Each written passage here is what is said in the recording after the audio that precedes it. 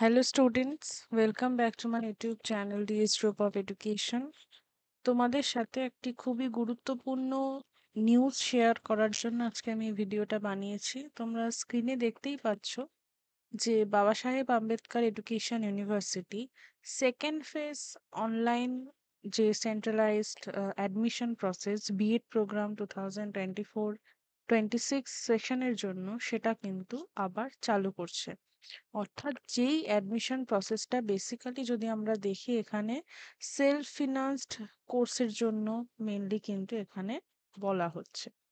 ঠিক আছে, এখানে কিন্তু মেনশন করে দিয়েছে সেলফ ফিনান্স কলেজেসের জন্য যেগুলো ভ্যাকান্ট সিট রয়েছে, মানে অনেক কলেজে সিটগুলো কিন্তু ফিলড আপ হয়নি, অর্থাৎ অনেকে অ্যাডমিশন নেননি, তো সেই কারণে সেই সিটসগুলোতে আবার রিঅ্যাডমিশন প্রসেস চালু করা হবে। সেই কারণে আজকে 4 অক্টোবর 2024 বাবা সাহেব আম্বেদকর এডুকেশন ইউনিভার্সিটি একটা নোটিশ দিয়েছে, যেখানে বলেছে যে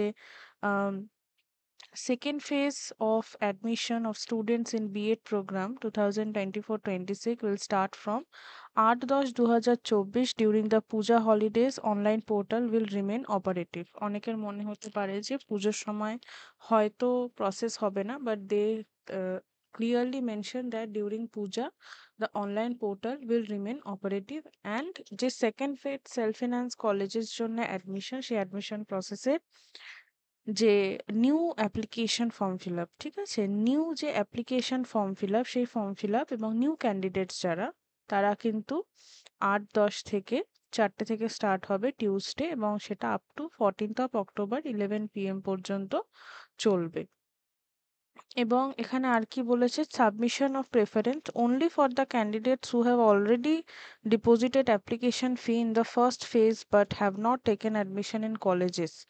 ওকে, তাহলে সাবমিশন অফ প্রেফারেন্সের ক্ষেত্রে যারা ফার্স্ট ফেজ অ্যাডমিশনের জন্য অনলাইন ফর্ম ফিল আপ করেছিলে কিন্তু তারা অনলাইন অ্যাডমিশন প্রসেসে পার্টিসিপেট করনি, তাদের ক্ষেত্রে such candidates should go to the options for preference of colleges। তাদের জন্য বলছে প্রেফারেন্স, অর্থাৎ প্রেফারেন্স অফ কলেজ, এই option for preference of college এই অপশনে যেতে এবং click there and proceed accordingly the ID password, তোমাদের যে আইডি এবং পাসওয়ার্ড রয়েছে সেটা দিয়ে তোমাদের লগ ইন করতে হবে। such candidates who have already paid the application fee need not to pay again। যারা অলরেডি একবার আগে পে করেছে তাদের দ্বিতীয়বার পে করা লাগবে না। if any previous candidate has not submitted his or her preference, then it shall be presumed that he or she is not interested for second phase of admission। যদি কেউ আগে অ্যাডমিশন প্রসেসে ইনিশিয়েটিভ নিয়ে থাকো but কোনো কারণে ওখানে preference দাওনি, তোমাদের কিন্তু এইবার গিয়ে সেই প্রেফারেন্সটা ফিল্ড আপ করতে হবে। আর যদি না করো তাহলে এটা মনে করে নেওয়া হবে যে তারা এই অ্যাডমিশন সেকেন্ড ফেজ অ্যাডমিশন প্রসেসে ইন্টারেস্টেড নয়।